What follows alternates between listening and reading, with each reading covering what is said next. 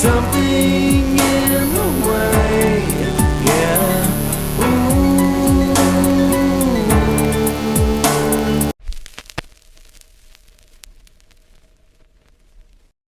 And until then, I'll see you next time, and let's have an awesome 2020. 1 year later. Fuck 2020 with a steel dildo. You know what? No. The intro I just made is too good for 2020. Let's roll another one. I need an easy friend. I do. With the head to hand. I do. Make you fit this shoe. I do. But you have a clue. Take it, then it's wild. You hang me out to dry. I can see you every night. Rain. I really don't need to tell you that 2020 in general was a shitty year. How did my 2020 start off? Not 2 days into 2020, Butters was showing signs of dying. But thanks to a Google search, the only thing wrong with him was his pride after losing a fight. Hey, fuck you, bro! But 2020 is a year that 30 years down the road, we will be seeing a lot of films about. Hell, it has already started with Songbird. 2020 in film is extremely hard to describe. The whole world was stuck at home, and we dealt with the pandemic by watching content of varying quality. January proved to be prime real estate in this hellscape, as Bad Boys for Life became the runaway domestic box office hit by default. The two sweetest words in the English language. Default, default. In March, No Time to Die became patient zero for studios delaying their major releases due to the pandemic. And now, a brief list of films that got delayed due to the pandemic.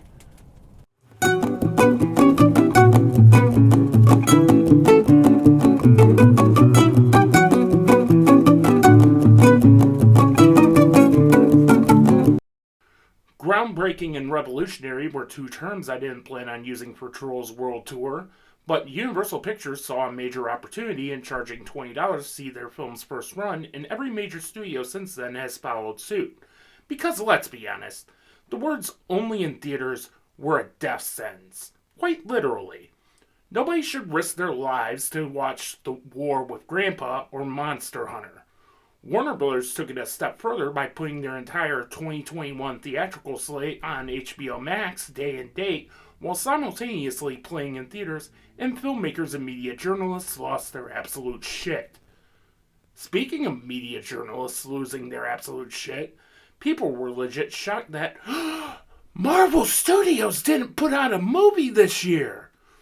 During the pandemic, Netflix had the world at their hands with Tiger King, the story of how a bunch of assholes abused tigers for profit, and The Queen's Gambit, which suddenly made chess interesting. They also intercepted major theatrical releases of varying quality. John Krasinski felt the need to share some good news while making off with some big-time fuck you money from Viacom CBS. In that same time frame, Gal Gadot led a tone-deaf sing-along of Imagine that was hated the world over in an attempt to build morale.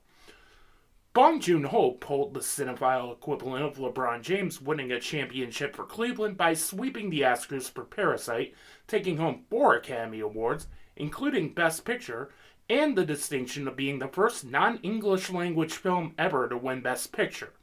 Also, as a side note, is it just me or does Bong's relationship with his translator remind me of the highest fuck Chinese guy you work for as Trevor in Grand Theft Auto 5? That was the highlight of awards season. Seeing a clearly drunk Bong Joon-ho and his all-business translator working together teaching us about overcoming the 1-inch barrier of subtitles. 2020 was the year that we lost some absolute greats. You knew 2020 was going to suck straight out of the gate when Neil Peart died in the first week of 2020. Kobe Bryant and his daughter Gianna died tragically in a helicopter crash shortly after. Joel Schumacher, who was unfairly maligned as a filmmaker for his Batman movies, completely forgetting the man made such great films as The Lost Boys, Falling Down, A Time to Kill, and 8mm, passed away in April. Sean Connery passed away at the age of 90 on Halloween. We also lost legendary actors Kirk Douglas, Max von Sydow, and the last surviving cast member of Gone with the Wind, Olivia de Havilland. James Lipton, a prominent figure in my love for film, passed away this year as well. Every curse word I say in this favorite films list is dedicated to him. The world was stunned when Alex Trebek lost his battle with cancer in November, a sad death made sadder on recent episodes of Jeopardy where you could tell he was near death. But no celebrity death this year was more devastating than Chadwick Boseman's. Boseman did massive blockbusters all while fighting stage 4 colon cancer. In 2020 alone, he's guaranteed to win an Oscar for 2 magnificent performances in both Da 5 Bloods and Ma Rainey's Black Bottom. Not since Heath Ledger has a celebrity death ever made me wonder how exciting his film career could have been had he not died. I rambled long enough about this hellish year. Let's get to the list proper. A few ground rules. I hate the word best when it comes to rank lists.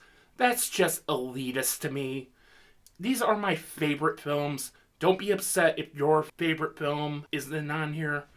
Starred ratings go bye-bye. Don't think you know what's going to be number 1. I haven't seen every film ever made this year, especially this year.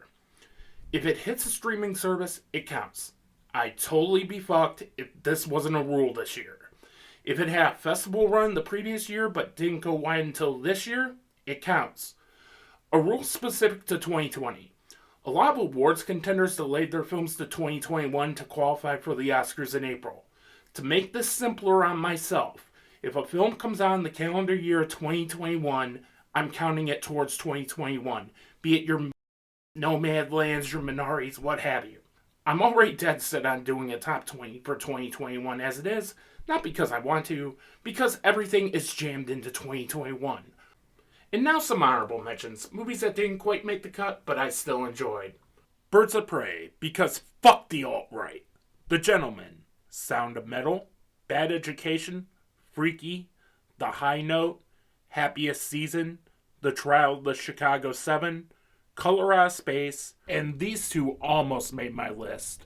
Promising Young Woman, and my honorary number 11 is Beastie Boys' Story. So grab your finest toilet paper and hand sanitizer. Keep a social distance of 6 feet because these are my top 10 favorite films of 2020. Number 10, The Social Dilemma. I really wanted to put Beastie Boys' Story at the spot, but because of the protesters have overcome the police and are now gathered on the backside of the stairs of the Capitol building.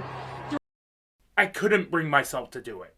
If you took the fictitious narrative out of this film, this easily would have been my number 1 with a bullet.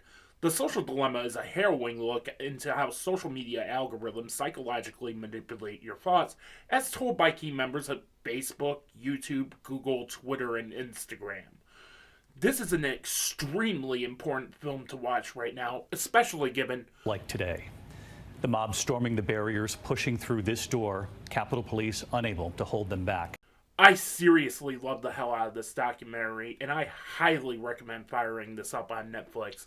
This is one of the most important documentaries you will ever see, especially given this documentary predicted the fucking coup attempt! It's not about the technology being the existential threat. It's the technology's ability to bring out the worst in society. I done went back in myself, felt like hell, fuck I risked it, patience. Number 9, Irresistible. In a stronger year, this would have been an honorable mention. However, this is definitely going to be an episode of the Case Board because this film is the mission statement for this series underlined. Critically reviled films that deserve a second chance. Writer and director Jon Stewart gives us a throwback to the great 90s political comedies such as Wag the Dog, Bulworth, and Primary Colors, with this story about how money can absolutely corrupt politics, even something as small as a small-town mayoral election. Maybe it's because when I watched this, Nancy Pelosi and Mitch McConnell were putting partisan politics ahead of the American people, but this hit me in my sweet spot. What kept the Trial of the Chicago 7 off of this list was Aaron Sorkin doing 4 lines of cocaine in the last 10 minutes and giving us a trite, "You will stand up and cheer" moment. Whereas I actually stood up and cheered at the end of this film. Fuck the critics. I love this movie. I done went back in myself, felt like hell. Fuck, I risked it. Number 8. How you living? Know you thrilling off a cynic. Bill and Ted Face the Music. Again, in a stronger year, this would have been an honorable mention. But Bill and Ted Face the Music is a satisfying conclusion to the Bill and Ted saga, featuring Alex Winter and Keanu Reeves at the top of their game. Samara Weaving and Bridget Lundy Payne are both fantastic and get their own moments to shine. It's one of the most sincere sequels I've seen in a long time, and believe it or not, this isn't the only comedy sequel that will make an appearance on this list. It was a film that gave me hope in an otherwise shitty year. This movie sucks because Bill and Ted were supposed to have boys. Fuck these libtard SJW girl agenda. Oh, shut the fuck up, Ian. I done went back in myself, felt like hell. Fuck, I risked it. Patience. Number 7. Know you thrilling off a cynic. Run.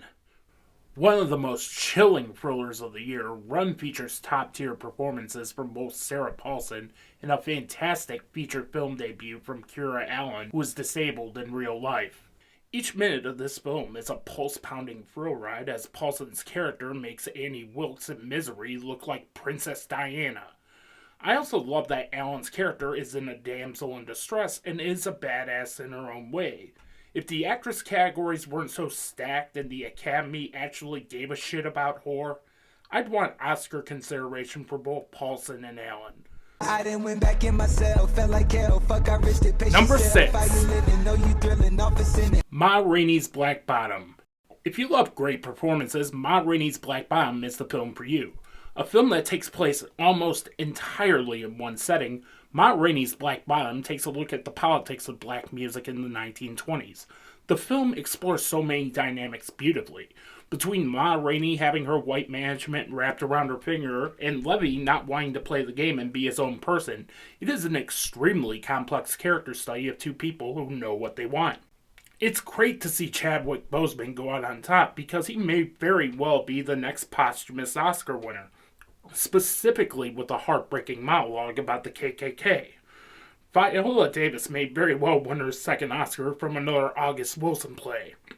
With great music and great performances, Ma Rainey's Black Bottom is a great treat.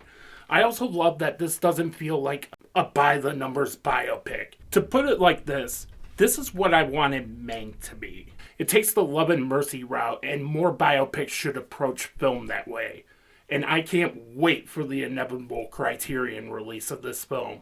I done went back in myself, felt like hell. Fuck, I risked it. Patience. Number 5. How you living? Know you thrilling off a cynic. Palm Springs. A film that takes Groundhog Day's premise and subverts it, Palm Springs is so brilliant in its execution. Andy Samberg is a phenomenal romantic lead, and he has phenomenal chemistry with Kristen Milioti, who is a great comedic foil. The film takes some genuinely great twists and turns that you don't see coming. This is what the King of Staten Island wanted to be. Not to mention, this film has no business looking as good as it does. This is an island vacation movie and actual effort is being put into it. Ahem, the wrong Missy. I seriously loved the hell out of this film and I really want this on Blu-ray. You knew this film was going to be great when you saw the Lonely Island Classics logo. That was such a brilliant comedic touch. I done went back in myself, felt like hell. Fuck, I risked it. Patience. Number 4. How you living? Know you thrilling off a cynic. Portrait of a Lady on Fire. I'm putting this here because this is the exact place I would have put this in 2019. Portrait of a Lady on Fire is a jaw-droppingly gorgeous film with one of the most tragic star-crossed love stories ever put to film. Celine Sciamma is an absolute master behind the camera with revelatory performances from Noémie Merlan and Adèle Haenel. This is a film that future Oscar contenders need to take notes on. It's a masterclass in pure subtlety, ahem, hillbilly elegy, while lovingly filming the female form. I was so glad the Criterion sale was announced at the moment this Blu-ray dropped. Hulu was the MVP of streaming this year. I done went back in myself, felt like hell. Fuck, I risked it. Patience. Number 3. How you living? Know you thrilling off a cynic. The Invisible Man. Just give Lee Winnell the Dark Universe now. I am a Universal Studios Monsters purist, and this is easily one of the best remakes of a Universal Studios monster horror movie ever made. It's a top-tier horror remake that deserves to be talked about in the same sense as The Thing. Speaking of The Thing, I love that The Invisible Man is its own thing, telling the story from the perspective of the victim. The first 10 minutes are a masterclass in suspense. It's one of those scenes I watch even if I think about outlining a horror movie. Winnell's use of the camera is awe-inspiring. Each performance in this film is masterful.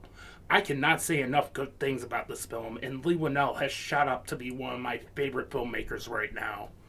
I done went back in myself, felt like hell, fuck I risked it. Number 2. If I ain't living, know you thrilling off a sinning. Borat's subsequent movie film. Can't you just tell I really wanted to laugh this year? When I do the fonts for my title cards, I pick the font of the film that captured the zeitgeist of the film world.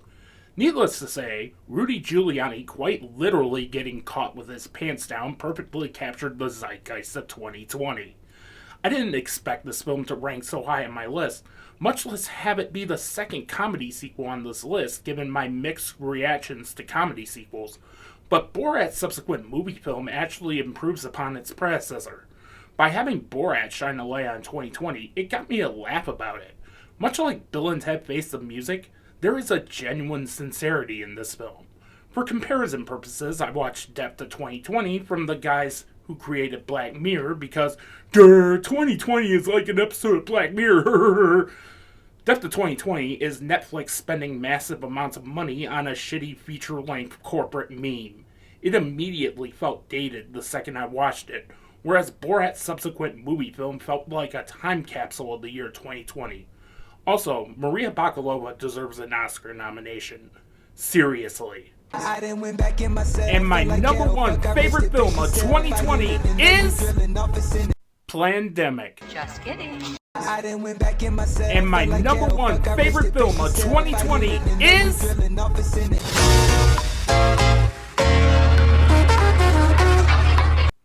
I know this sounds cliche, but Soul is the film 2020 needed. Just when I thought Pixar was coasting, here comes an animated film with actual ambition behind it. This film doesn't dumb down its message for general audiences. If anything, this film is more aimed at adults. Soul is many things: funny, gut-wrenching, optimistic, and even existential. This is the first Disney movie I've seen in a long time that doesn't have a cynical bone in its body. Soul reminded me of what Disney used to be. It is a film that is truly life-affirming. There is also another reason that this is at my number one spot. Every ounce of my being just wants to be that stockbroker who destroys everything and live my life. But I've been feeling stuck lately. I suffer from crippling anxiety. I get anxious even when my name is called. I go to edit a video and I ask, do I want to release this? Which is why you haven't really seen me post a lot lately. When it comes to editing photos, I'm my own worst critic. But Soul taught me to count my blessings. I get to shoot with awesome models. I got 36,000 views on a video I didn't plan and got positive reception for it. So I decided to just start quietly posting written reviews on Letterboxd, and I liked immediately getting my thoughts out on a film, whereas I'm so self-conscious I don't like being on camera unless it's for a narrative purpose. So basically I'm saying I'm putting the video version of Ryan Watches on an indefinite hiatus. You will see my favorite films list in this format come 2021, but I want to focus on other projects. Namely, 2 projects I wanted to start in 2020, but because of... I have today declared that the coronavirus presents a public health emergency in the United States.